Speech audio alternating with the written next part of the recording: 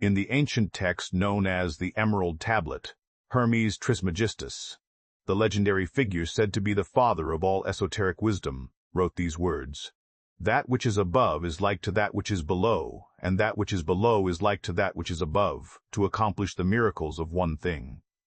In 1968, in a modest lecture hall in Los Angeles, Neville Goddard stood before his audience and said, "Consciousness is the only reality.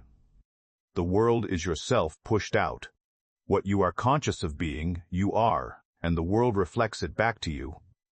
These two statements, separated by millennia and spoken in entirely different contexts, are saying the exact same thing. They are describing the same fundamental structure of reality. But unless you know what to listen for, unless you understand the language each system is using, the connection remains hidden. Today, we will make that connection visible. We will decode the Emerald Tablet through Neville's teaching on consciousness as cause, and in doing so, we will discover that Neville Goddard was not inventing a new philosophy. He was remembering an ancient one, speaking it in modern language, making it accessible to anyone willing to test it. The question is not whether consciousness is the only reality.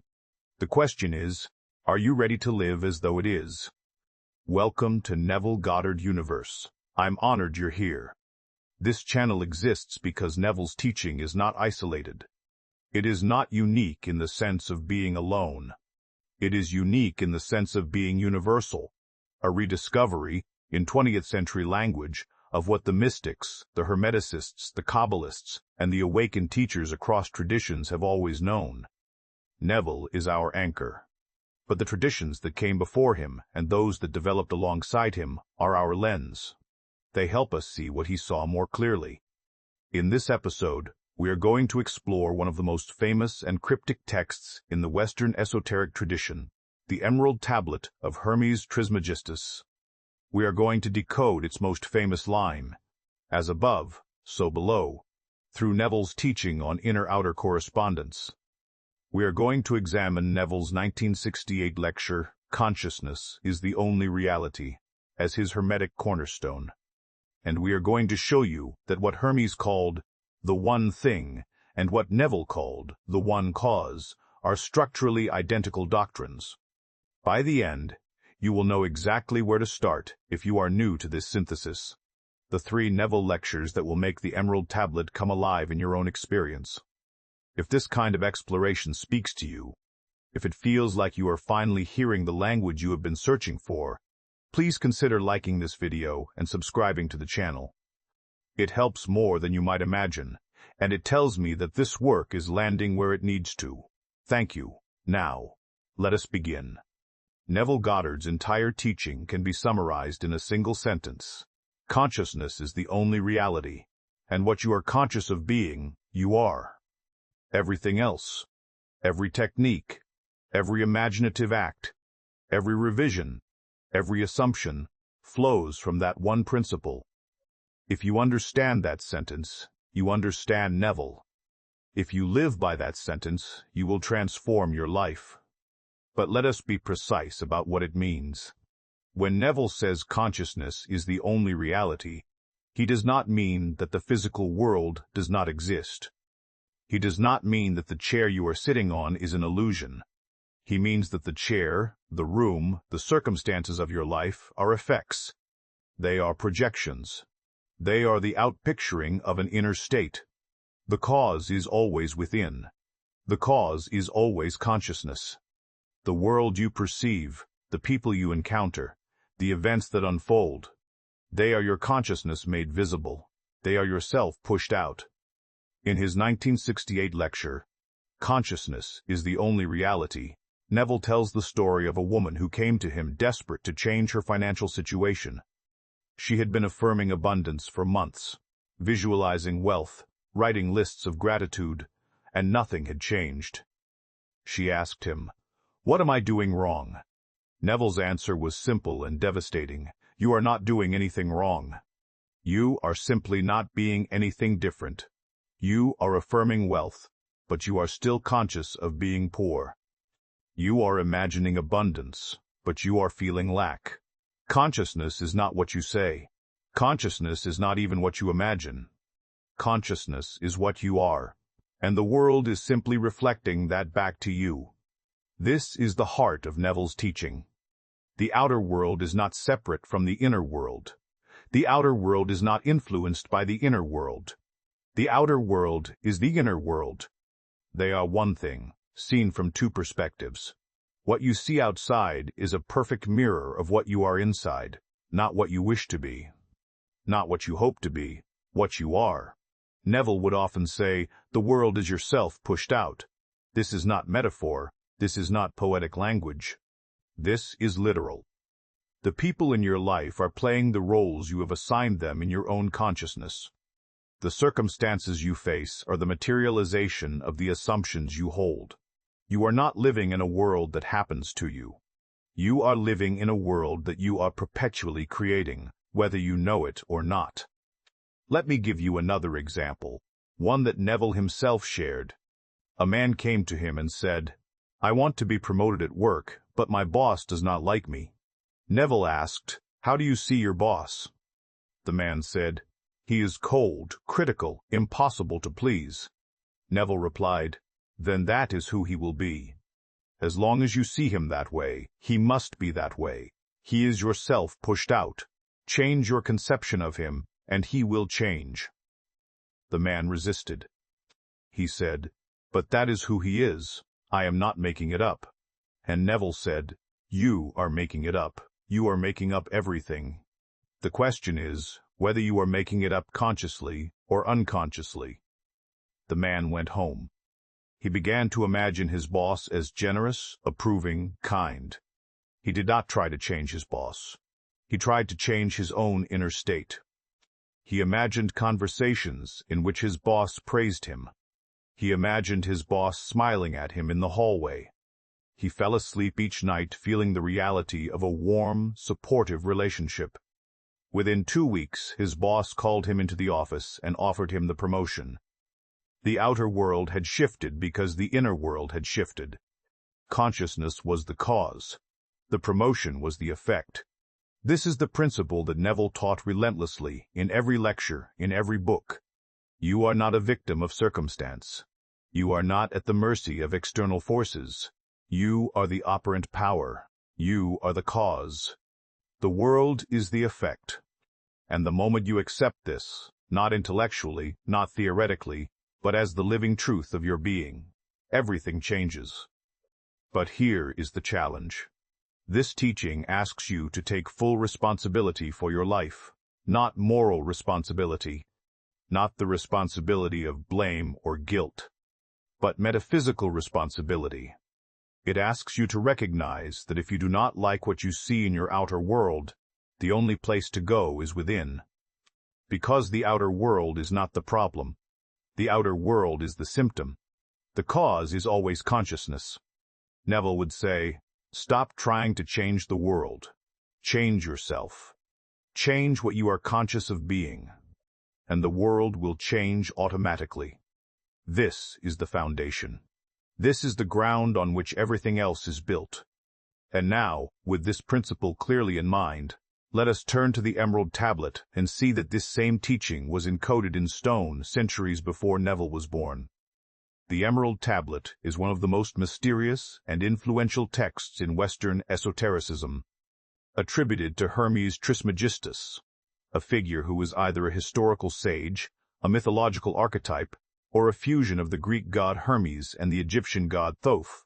The tablet is believed to contain the entire secret of the great work, the alchemical transformation of lead into gold, the base self into the divine self, the mortal into the immortal. The text itself is short. Depending on the translation, it is fewer than 15 lines. But those lines have been studied, meditated upon, and decoded by mystics, alchemists, magicians, and philosophers for over 1,000 years. The entire Hermetic tradition, which influenced alchemy, Kabbalah, Rosicrucianism, Freemasonry, and modern occultism, flows from this single text. The most famous line in the Emerald Tablet is this: "That which is above is like to that which is below, and that which is below is like to that which is above, to accomplish the miracles of one thing." This is the principle of correspondence. As above, so below. As within, so without. The macrocosm mirrors the microcosm. The inner world mirrors the outer world. Heaven mirrors earth. Consciousness mirrors circumstance. Do you see it? This is Neville's teaching. This is consciousness as cause, stated in the language of alchemy. When Hermes says, as above, so below, he is not speaking geographically. He is not saying that the physical sky looks like the physical ground. He is speaking about planes of reality, levels of being. The above is the realm of cause, of mind, of consciousness, of spirit. The below is the realm of effect, of matter, of manifestation, of form. And the tablet says they are like one another. They are reflections. They correspond. What happens in the realm of consciousness must manifest in the realm of form. What you hold in mind must appear in matter. This is the law. In the Hermetic tradition, this principle is called the law of correspondence. In Neville's teaching, it is called the law of assumption. But they are the same law. Neville said, an assumption, though false if persisted in, will harden into fact. Hermes said, that which is below is like to that which is above. Both are saying, the inner determines the outer. The state of consciousness determines the state of the world. You cannot separate them. They are one thing, seen from two perspectives. Now, let us go further. The Emerald Tablet does not stop with as above, so below.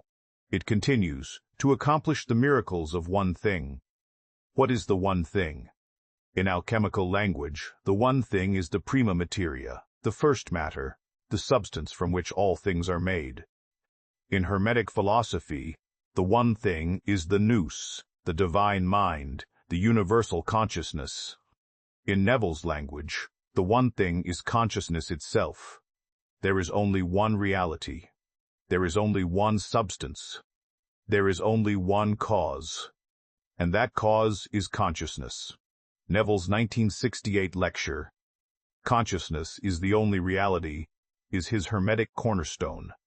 In that lecture he says, there is only one substance in the universe. That substance is consciousness.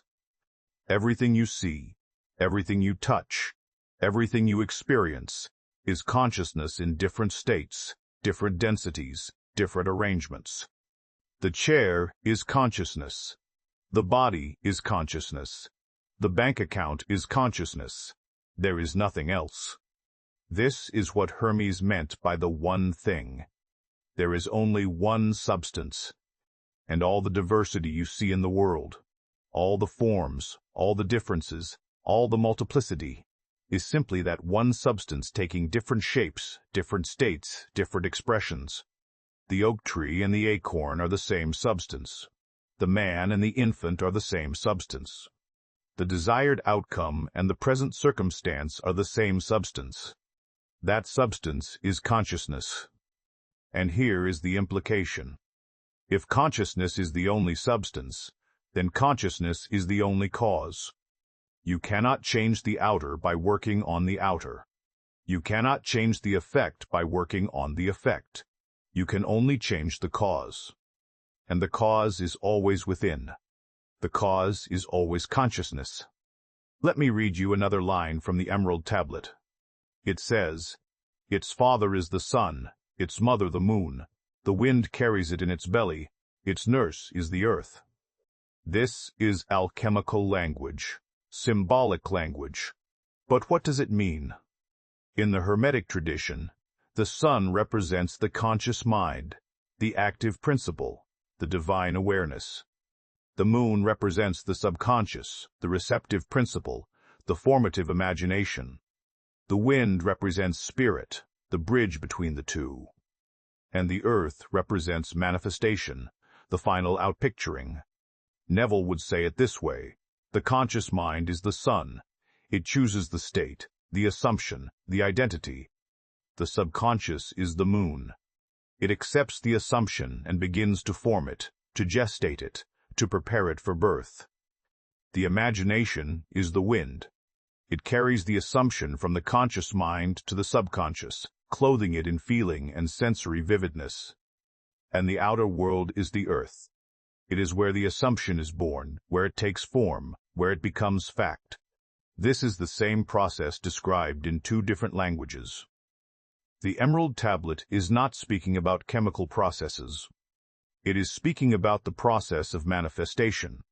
It is speaking about how consciousness becomes form. And Neville decoded it. He translated it. He made it practical. When Neville says, "The world is yourself pushed out," he is saying what Hermes said, "As above, so below." When Neville says consciousness is the only reality, he is saying what Hermes said, "All things are made from the one thing." When Neville says an assumption, if persisted in, will harden into fact, he is saying what the tablet says, what is within must appear without. The correspondence is perfect. The title of this episode is, "You Are the Cause." That is the teaching of the Emerald Tablet. That is the teaching of Neville Goddard. You are not the effect. You are not the recipient. You are not the victim. You are the cause. And once you know that, once you truly know that, you stop looking outside for change. You stop waiting for permission. You stop blaming circumstances. You go within. You change your state. And the world, obedient to the law, must follow. So how do you practice this? How do you live as the cause rather than the effect? How do you apply the principle of correspondence in your own life? Let me walk you through a method drawn directly from Neville's teaching, informed by the Hermetic understanding of the inner-outer relationship. The method is simple. It is called assuming the state of the wish fulfilled. It is the method Neville taught more consistently than any other. And it works because it aligns you with the law of correspondence. It places you in the inner state that must, by law, produce the outer result. Here is how you do it. First, identify what you want. Be specific. Do not say, "I want to be happy." Say, "I want to be in a loving relationship." Do not say, "I want more money." Say, "I want to be financially free with an income of $10,000 per month." Clarity is important. The subconscious works with definite images, definite feelings, definite states. Give it something clear to work with.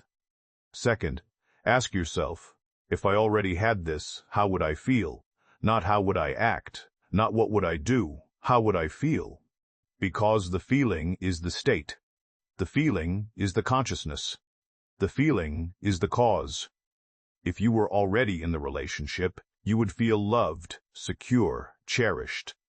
If you were already financially free, you would feel relief, confidence, ease. Identify the feeling. That is the state you need to enter. Third, construct a scene that implies the wish is already fulfilled. This is where Neville's teaching becomes intensely practical. Do not imagine the process of getting what you want. Do not imagine yourself working toward it. Imagine yourself already having it. Imagine a moment that could only happen if the wish were already fulfilled. If you want the relationship, imagine yourself lying in bed beside your partner, hearing them say, "I love you," feeling their warmth beside you.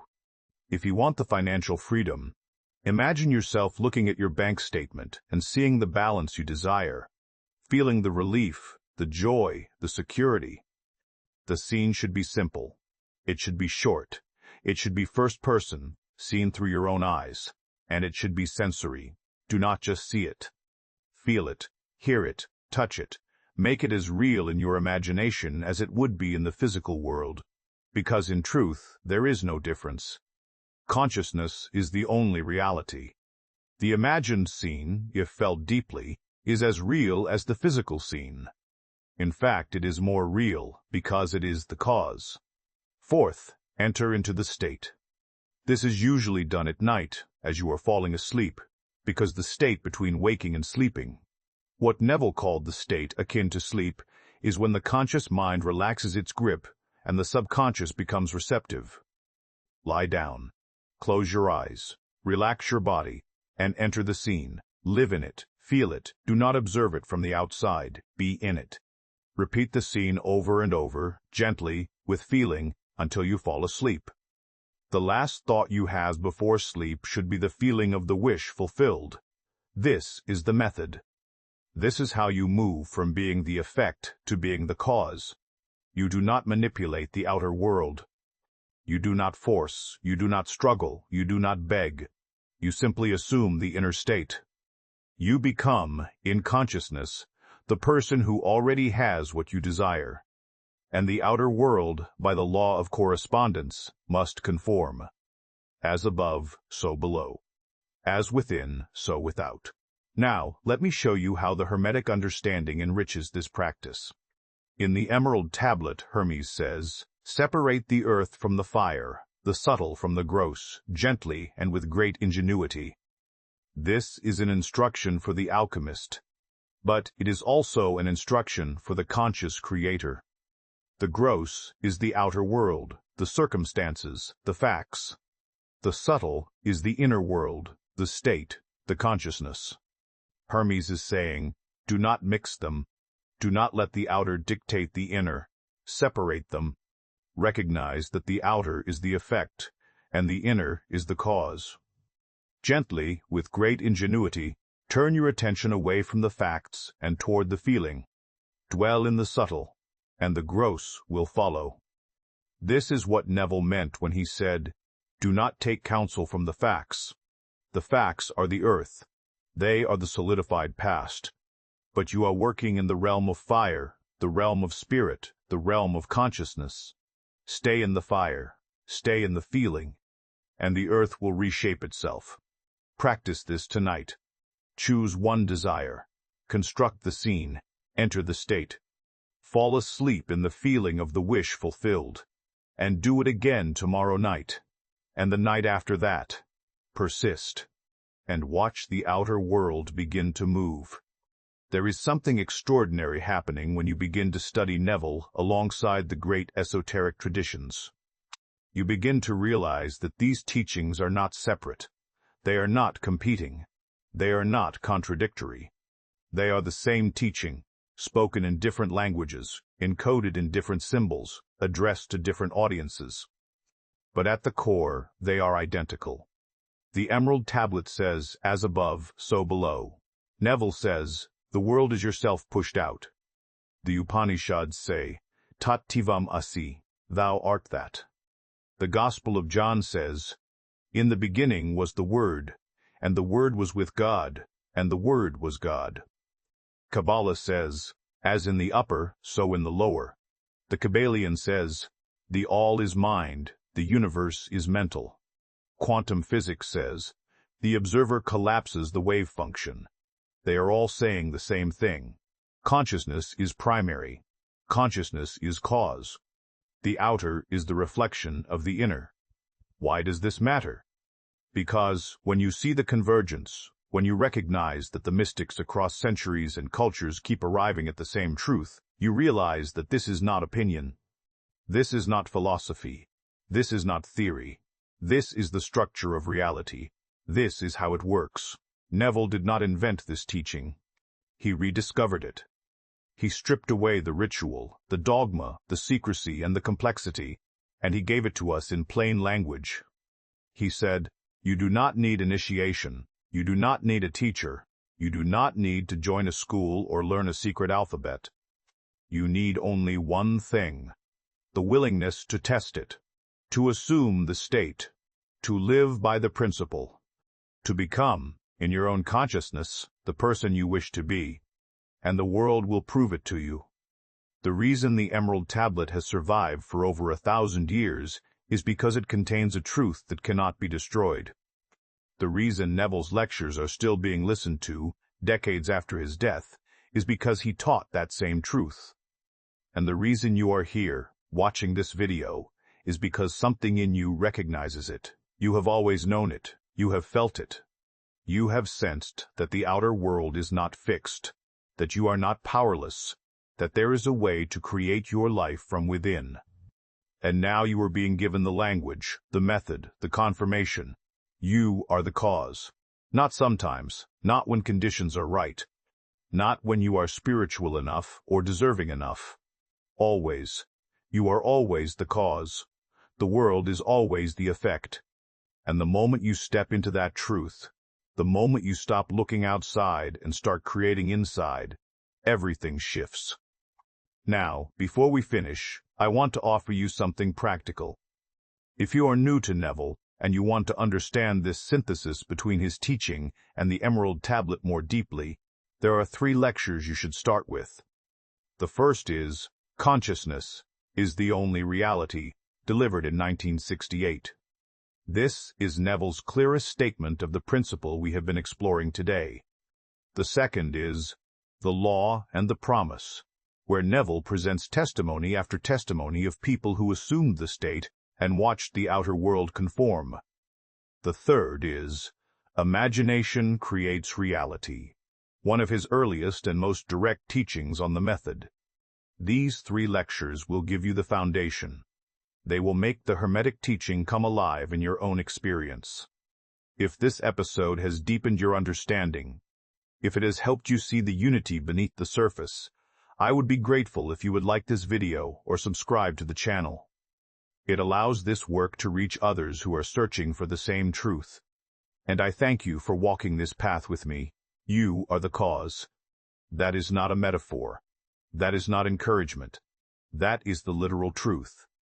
The outer world has no power to create your experience. Only you have that power. Only consciousness has that power.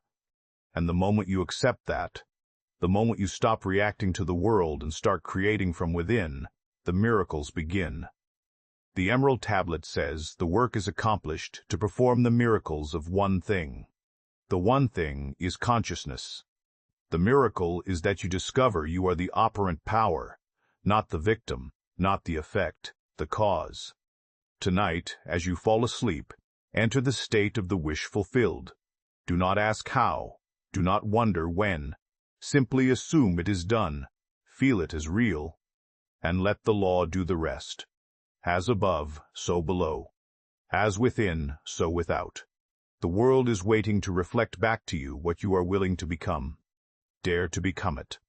And you will see that you are always the author of your own experience. You are always the one thing. You are always the cause.